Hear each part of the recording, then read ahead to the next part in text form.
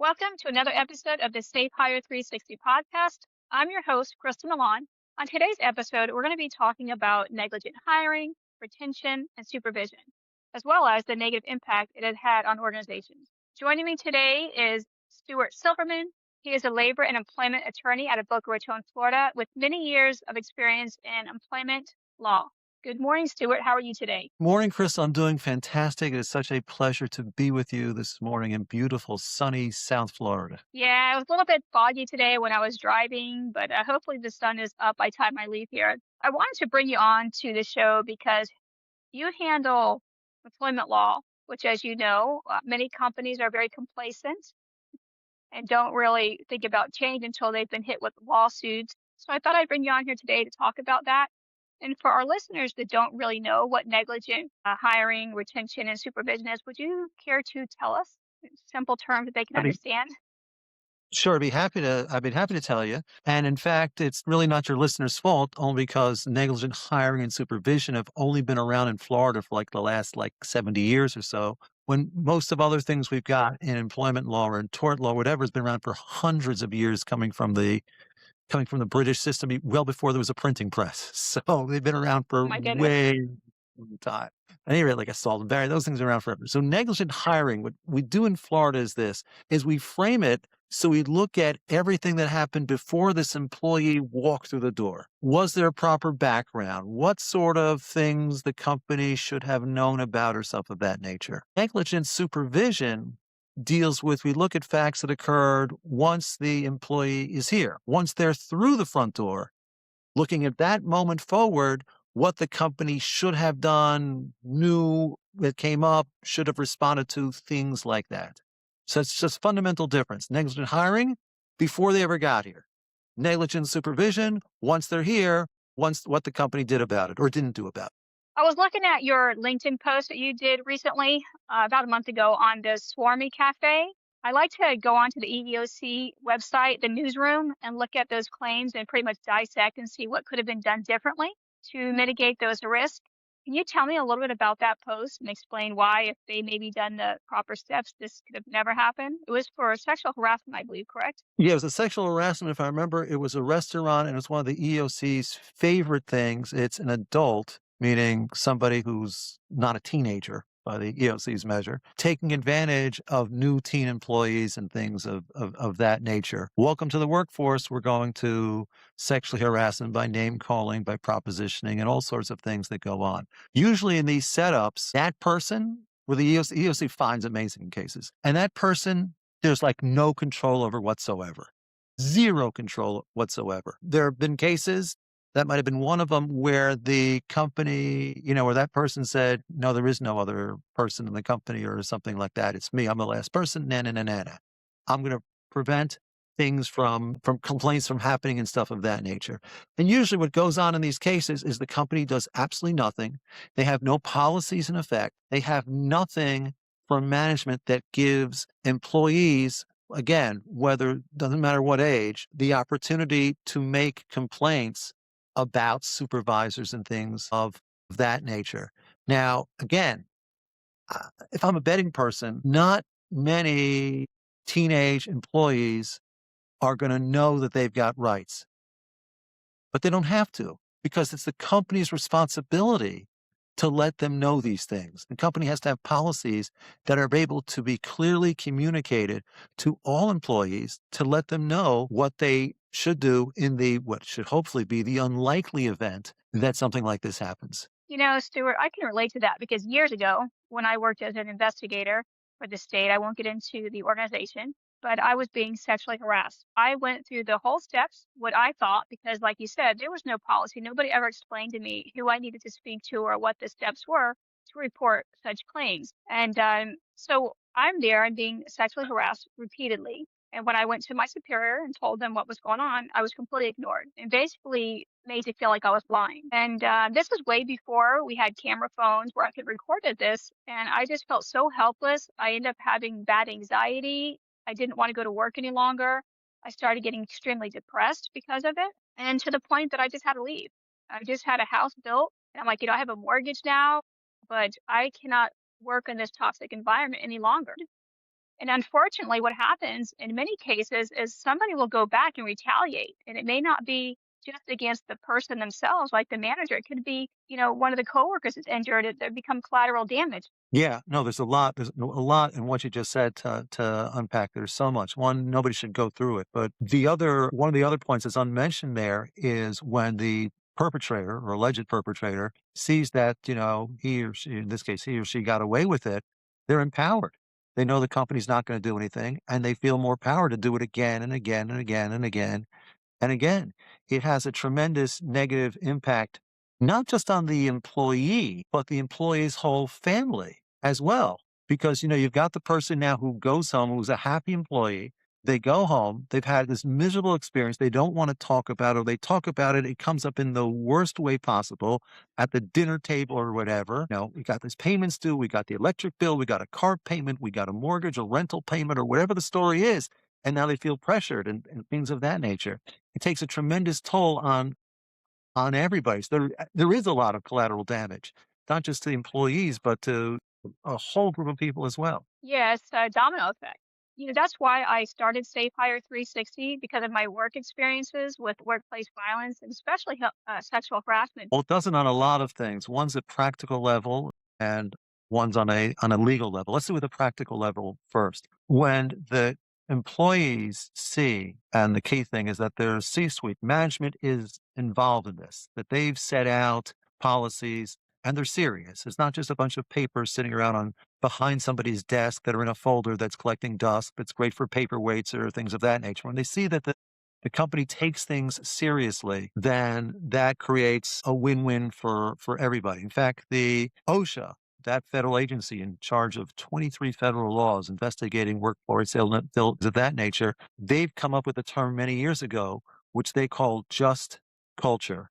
You should have a just culture. What's that? The idea is that, and I'm paraphrasing, that you have that sort of open door policy where people can come in and express those things, not just in about, let's say, when something's gone wrong and employment, harassment or things of that nature, but if something that they need. It's like a, bottom level up, but it's a win-win as well. So on a practical level, it makes the employees feel that they're not just widgets, machines, or something like that, waiting to be replaced by with the AI of the next few months can deal with it. From a legal perspective, it's huge. Why? Because there's a U.S. Supreme Court case happened 5 miles from where I'm sitting on the beach in Boca Raton, involving the Boca Raton lifeguards and the sexual harassment thing, where the Supreme Court says, listen, if you have an effective harassment policy and you've followed it, meaning the employee has come, you've let them know about the policy, they've come, they have made a complaint, you have fully, fairly investigated it, and now the employee wants to file a lawsuit, the company can say, I'm sorry, we got a policy. We did everything we're supposed to do under the policy. That will work for many types of harassment, certain types of claims, sometimes it won't, but it's a shield. It's a shield to the company for many things. They promptly reacted to it. May not be the reaction the employee wanted. Maybe the employee wanted the person to get fired. Maybe they want to get moved, and the company investigated and they say, this one says this one says this. We really can't figure it out. But if they did their job under the policy, that's what's supposed to happen. And they get a shield for liability. So again, practically, you're going to have an empowered workplace. Legally, you're going to get protection in certain cases. So it's really in the company's interest to do this. What does a good policy look like? Something that would hold up in court. Right. So one of the things that needs to be is the policy needs to be clearly and effectively communicated. This is an issue for us in South Florida where you could have companies, you just can't take one policy that fits all. You may have companies where, let's say, a majority of the people don't speak English as their first language or things of that nature. So you've got to be able, or they understand English, but you write it in words that I didn't realize I had this right or something of that nature. So you've got to write it in a way that's clear, effective. It can be communicated. The EEOC strongly suggests that you use examples to explain the policy. I'll give you, for instance, and something we can all relate to. So growing up, I was, amongst other things, we've all had plenty of jobs. I used to do swim instruction. And there was a sign in the pool that said, like, no running in pool area. Okay, so I understand the no running aspect, but what's the pool area? 50 feet away from the pool, right at the edge of the pool, or something like that. Oh, okay. Or no horseplay. Well, we're not dressing up as horses, but I don't know what they meant by horseplay and stuff of that nature. So you have examples to explain that sort of thing. So when you have a policy about certain things, oh, you can't say or write or ooh, but I could post on social media because I didn't say it or write it or something of that nature. So you have your example, which is give an example that occurred on social media or something of that nature. And by the way, the EOC just doesn't say it, they do it. So in many of their explanations of laws, they give examples. Now, it just happens to be they chose examples from real cases and they make it so simple to understand, but that's the whole idea. So it has to be effective in a way that people understand, use examples. That's the gravy, but what's the guts of it? So you've got to give the employee an opportunity or a place where they can go and they can make a complaint about harassment or whatever where they're not going to be retaliated against. So, yeah, okay, fine. So we're going to have this person in charge of it. This HR person is where we go to. Okay, what if they work in the HR department that complains about the HR person? So there needs to be like another area to go. And then you've got to think it through a little bit. And here's what I suggest to companies in this. You've got to think it through. If you say, go to your supervisor first, that means the company has to train every supervisor to issue spot every employment issue that there could be. Now, if you think about it, Crystal, when we started, we're talking about, can you explain negligent hiring and retention to companies? And I said, they're really not at fault for not knowing it. But every employment thing, you're going to have your supervisor, on a construction site knowing about. That's a little rough. So what I suggest is if you have something that if they go to the supervisor's answer should be, Bob, Jane, those people who sit inside in the air conditioned rooms over there. Well, it's cool out now, but in the summer, in those air conditioned rooms and stuff of that nature, that's the HR department. You need to talk to them. Here, let me give you a direct line number for them. They should be directed in that area. And then you have a team of people, 1, 2, whatever it is, to be able to do the investigation. So again, it's got to be clear, it's got to be understandable. Use examples to explain it. There's legal mumbo jumbo we put in, but we're going to put it in English or Spanish or whatever it is. So the example is clear. We have clear ways for the person to report it and to talk about it, and clearly a trigger on the other side for the, let's say, HR people to do something about it. Right. I'm going to go back a little bit to the beginning. So when we talk about hiring, as you and I talked about the other day, is most of the time a company is trying to fill a seat, right? They interview somebody based Yeah. on their skill set and whether or not they can do the task, but that's pretty much it. And that can definitely be a problem. That's okay. So let's assume a company is hiring so many times, they'll, well, especially in this day and age, they're going to get tons of resumes to which a person sees the applicant just sees something, just sends it off without really thinking or what have you. So there's a lot of weeding they have to go through. I get that. It's a little bit harder. I've got a client now who tells me that who did hiring for a really large company. Most of what he did was AI driven. That created its own set of headaches and things of Mhm. that nature. Certain things they ruled out immediately, and that becomes a problem. But at any rate, I'm saying not his, but in general. So that's how some of these now go. It's like garbage in, garbage out, unfortunately, what there is. But leaving out the really large companies, the small to mid-sized companies, because that's generally what we're dealing with in the South Florida these particular issues, the reaction is, my gosh, look at this. There's an applicant. We've got a open seat. That person has a pulse. We want them. And sometimes the interview process goes like, hi, let me just justify that you're going to be working here. That's the wrong approach. That is the wrong approach because once they're in there, after a few weeks, you go, that person it really isn't working out the way I thought it was going to be. And that becomes a problem. So I like to recommend 2 things. Or 3 things. Number 1, I'll use a football analogy. The NFL draft is coming up in, I guess, 3.5 months or something like that. And sometimes you hear a team, when everybody says they should take a defensive lineman, they took a cornerback. And they go, why'd you take a cornerback? And he said, We took the best athlete available, which is code for these defensive linemen who were there were not going to fit in with us whatsoever. We wanted somebody to fit in with us because this is the people we have here. They're going to have to work together. That's an important thing, number one, that they need to fit in. And Krista, before I get to the others, I'm just going to tell you something interesting that really relates back to the negligent hiring. The reason this doesn't become law in Florida until 1954 is because it was never law anywhere. Back 500 years ago, the British common law system, and then when it came to the US, the employer had a duty for a safe workplace. And that included making sure that one employee was not going to beat up another employee. That's sort of having a safe workplace. That eventually extended to make sure that employee doesn't beat up some customer, some third person, or whatever, the negligent hiring, negligent supervision. But it started from that company duty to have a safe workplace. And that's forgotten about. And the company still has that duty to have a safe workplace. So one of the things of hiring is make sure whoever is coming through the door, that's your employee family. You don't just let anybody in the door. When somebody knocks on the door at home, you don't just let anybody in. So it's the same idea here.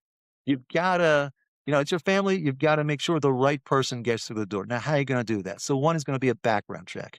In fact, Florida has a statute that's like from 1999 or so, again, relatively new in things, that a company is going to be off the hook for negligent hiring if they did a proper background check, and it goes through certain things in there, getting a criminal background check, contacting references for former employers and stuff of that nature, getting certain information from the person as well. It's not just any background check, goes through certain things.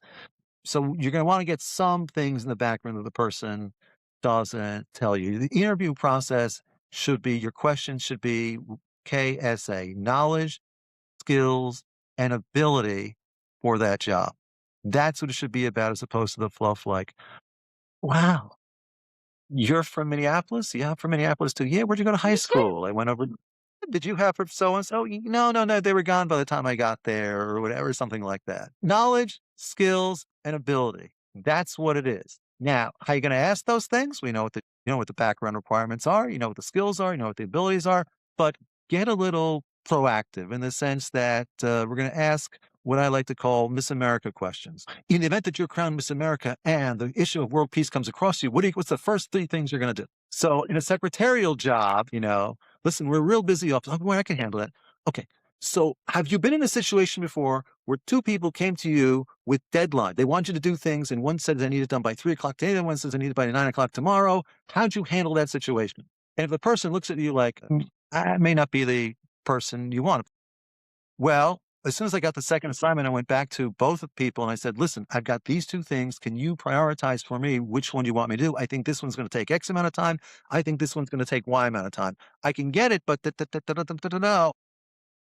Train for these sort of questions. Get it. You can do what you can with that and get an idea where Yeah. things are going. You just mentioned something about how people can rehearse their answers, right? They can go online and chat GPT or Google Gemini and ask it, what are the common questions? And then they rehearse it. So when we use our Safe Hire 360 toolkit, that's all for the interview process. And what we like to do is add cognitive load questions. We look at body language and certain things that they're not able to rehearse for so that it gives us a better understanding. Now, are there nerves involved? Yes, people are nervous when they're doing interviews, so we take that into consideration. But we like to structure our questions in a way that is something that cannot be rehearsed. And we also like to talk about references because many times you may have known somebody. I know I have said, "Listen, I'm going to be applying for this job. Can I have them call you as a reference, like I worked with you in the past?" No, I can't do that. That's unethical for me. But sometimes people will give a reference to a good friend of theirs. So we need to make sure that these are credible references. Yeah, the reference checks are crucial. Seeing that they're real references are really important. I remember once, one of my first positions, I asked somebody for reference, and the person said, is this one of these check off the boxes, or I actually have to write something? Because if it's check off the box, I'll do it. If I really have to write something, I really don't want to be bothered with it. Things of that nature. What also there comes up are like gaps in employment history. Now, many of them are explainable and things of that nature. But I remember I had, because I'm employment law, so I get people to ask, and you look at my resume and things of that nature, what do you think? And sometimes they'll say, Or I'll say to people, "Do me a favor, I hear you're not working, send me your resume," and I keep a stack, and sometimes and it has happened, like, over the course of a year, where I'll hear that somebody's looking and says, "Wait a minute, I happen to have a resume of somebody, from that, would you be interested?" Or whatever, and I talk to one, "Can I send it, or do you have" whatever. It's happened, in the past where they might get a couple interviews over the course of the year, but I remember having somebody come and starts telling me that, starts explaining, this year that they spent traveling Europe. So I said, "Let me ask you questions about your resume." I knew they didn't travel Europe for a year. So I said, "Where'd you go to?" "We went to France." "Yeah, France. Where'd you go?" "Paris." "You go anywhere outside Paris?" "No." "How long were you in Paris for?" "I was there for 3 days." So you traveled Europe for the year and you're only in Paris for 3 days. You didn't go to, Mont Saint Michel or see any castles or anything like that. They're out there, any wine tasting. No, no, no, no, no, no. I eventually said, "Listen, I really know what you were doing for that year." He says, "Well, I can't explain," and I'm not gonna say publicly what the person was doing for Right. the year, but, "I can't explain it, so I can say this." I said, "Don't get caught in the lie about you were traveling and you can't name anything other than, the Eiffel Tower, the Louvre, or whatever. Took off for whatever reason, you're helping somebody out, or you had a reason why. Come up, dig deep, find what the reason is, be truthful, and live with it." I'd much rather have a candidate tell me that than to tell me a bunch of lies that now I have to question whether or not this is the type of person that we're dealing with. Yeah. I've got, my wife has worked with somebody in the past who in the person's past history just like took off work for a few years and just enjoyed life for several Yeah. years and got back in the workplace. Yeah. Listen, people do it. People do Yeah, it. you have It's to reset. understandable. Yeah. Yeah, there's nothing wrong with Yeah. resetting. I get it. When COVID hit, I think a lot of us had a time to reset because plenty of us weren't really doing a whole lot. And then they enjoyed it so much that they didn't want to even get back into work. Life. They are hard for companies to address because, as they'll say, "It's my best friend. He's the only person who can do this in the company," or something of that nature. And you want to say back, "I understand he's the only person who can do X, but when it's costing you time and money and reputation and the effort that you now have to replace other people who can't work with the person or things of that nature." At some point in time, it's like fish or cut bait. You got to do something. Just because you have somebody that's you're part of your team that's really good at their job, and they may very well be the only person that can do that task. There's so much more at stake at that point. Absolutely correct. It's again, it's not. I understand it from the company perspective. I understand because they've been defensive about it for so long. But at some point in time, they got to do something about it because it's just a disaster continuing to happen. If anybody wants to take a look at the EEOC newsroom, I suggest them doing that because you can see a lot. Right. And the other thing too is the EOC claims do not include claims for attorney's fees. The EOC does not collect attorney's fees from the opposing side. And so therefore, if you see situation where the EOC has settled for, let's say, 50,000, in real life, that is, it had been a private employee filing the lawsuit, that number would be plus another 100,000, 200,000, whatever in attorney's fees. So it just dwarfs at that. I'll tell you this, I have spoken, in some of the things I've written about on LinkedIn, there have been times where the claimant has contacted me. Oh, Oh, I've got a little more version out of what's happened, after the fact. Or in one of the cases, I do remember it was one of the attorneys who handled it contacted me or something of that nature. And, to hear their whole thought process about the whole process is quite fascinating because at least in the ones that I've had contact, it's you got into this it's a big deal. They got into this process, they went to make a complaint. Next thing the EOC is running with it. And there's a lot going on. So it takes a lot. It takes a special person to be a party to a employment law suit. It really yeah, I'm does. It sure takes it a does. little intestinal fortitude, that's for sure, because they don't end overnight. Right. Um, if you have any tips to HR and management, what would that be Number or advice? one, when it comes to Yeah, number one, that comes to the complaints, take any complaint seriously. Even the big thing we see nowadays is the person says, I don't want to make a complaint. I don't want to get them in trouble, but let me tell you what's going on. It's a complaint. I don't want it to be formal. No, no, no. That's a complaint. You say, hang on a second. That's a complaint. We don't play this informal versus formal. Not like, give me the information and I'll, hold on to it and don't do anything with it. No, no, no, no, no, no. You tell me about it. We need to do something about it. So treat everything as if it's a formal complaint. Investigate it promptly and thoroughly. Just start it as soon as you can and get it done as soon as you can. That's the from HR also make sure that all your everything points to you in the sense that supervisors, they should be trained that if they hear any of these issues, it comes to you. This is not so much so with regards to the sexual harassment. Where it really comes up is in the ADA, the Americans Discrimination Act thing, because the law is pretty clear. Like if the person mentioned something, they don't have to say any magic words. There are no forms. That triggers the employer's duty to get involved in the law calls the interactive process, which basically means is what can we do about this thing that you're raising? And so many cases is it's reported to the supervisor, but the supervisor never told HR or things of that nature. So there's a lot of things there. So what it's important for companies to train to make sure their HR and the employees and the supervisors all have training, but the training for the supervisors should be high. If you see something, say something, sort of that deal. If you hear something, if they tell you, you go to HR immediately. Do not pass go, do not collect 200. You go right there on that. That's sort of the message for them. When things get serious, like we're going to let somebody go, don't. The advice to companies is don't do it solo. Get your friendly employment law attorney on the phone, on WhatsApp, by text, whatever the story is, before you do it to run it by, because you don't want to be in a scenario where we got rid of them and now they're suing us for whatever, and they say, well, what documentation do you have that they weren't doing whatever? Well, we didn't have documentation. But, speaking for myself, there's plenty of terminations that did not get red lighted immediately because that doesn't sound right. Right. I remember one in specific where the person says, I need to get rid of this person. They said, why? They went through the list of reasons. I said, did you talk to him first? And said, what do you mean talk to him? I said, you're making it sound like that the person was a great employee except for the last 6 weeks. Is it possible there's something going on in their life? So the person says, well, it goes through the whole background, this, that, and the other. I said, why don't you just talk to him, sit him down and say, just ask, hey, is everything okay? And so they said, "Can I do that?" I said, "You're thinking about firing him. At least do that first."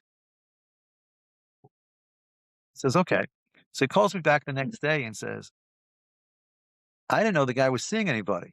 So what do you mean? He was seeing somebody. He broke up with his girlfriend. He's been miserable ever since. So It's what's a the simple thing. Yeah, it's a simple thing like that. That's what we do with our program. So, we have the Safe Hire 360 toolkit. That's the interview process. And then we have the Vigilance 360, which is basically the staff. And then we have the Leadership 360. That's your HR and your supervisors. And we talk about that. It could be something in their home life. Maybe their child is sick. You don't know what's going on. Or maybe they're just in a position that's stagnant. They don't like the position or they're burned out. And, you can reposition them maybe to a position in the company that shows their strength. And next thing you know, these people are like doing really well. So you got to get to the bottom of it. There's something going on. And as leaders, we need to find out what that is and keep people. It's so much easier to keep those people than to go and have to retrain somebody and go through this whole process of rehiring somebody. So yeah, you're absolutely right about that. Don't just fire somebody. Yeah, absolutely. Yeah, and you're so correct. The cost of like retraining and rehiring and getting the person to the level where this person was during their peak is, how long is that going to take? How much does it take? How much time does the supervisor want to waste on that? Quite frankly, where one 5-minute discussion, solves the problem. Stuart, if someone wants to reach out to you, how can they do so? Besides using carrier pigeon, I've got a couple other ways of doing that. Easiest way is to WhatsApp me, believe it or not. I Okay. get plenty of what over the course of a day. So I'll give you my number because I see the WhatsApps, like even while we're doing this, I think like 20 WhatsApps have come in to give you an idea. Yeah. It's just, I get it. So it's 561 area code 561-289-9319. You can reach me. I'm on LinkedIn, so you can always reach my profile on LinkedIn. That's probably also the best two ways to see that.